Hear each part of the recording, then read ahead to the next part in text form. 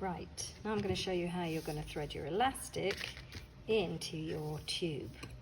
What you need to have done is ironed it so that you've got the seam on the inside, and then the actual seam where you sewed it, you're going to press it so that it's in the middle of one side. That side's completely smooth, that side's got the seam right in the middle of it. Okay, so use a safety pin or that badge pin that I sent in your kit, and you attach that safety pin to the top of the elastic and do it up.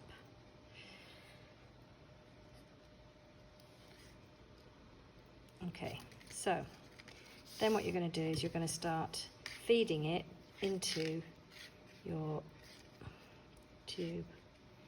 So it takes a bit of effort to get it going. So you kind of feed it down the tube with one hand and you hold on to it. And then what you do is you try and tuck the elastic into the tube so that you can pull it down. Okay, so I've got it started. Now what we have to be really careful about is when we get towards the end, we mustn't lose this end. Otherwise, we have to get the elastic to line up with both ends of the tube. So I'm going to pull it a bit, push it a bit, and then pull it. So you gather it up like this, hold on tight, and then so you're just sort of shuffling it along the tube like this till you get to the end, keeping an eye on the other end so that you don't lose sight of your elastic.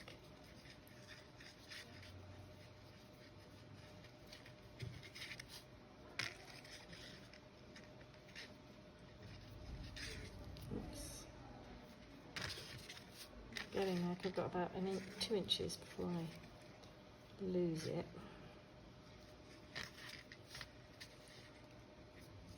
So just make sure you don't overdo it.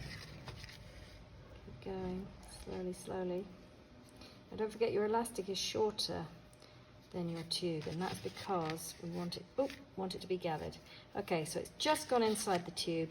Now I'm going to pin it so that it doesn't go any further.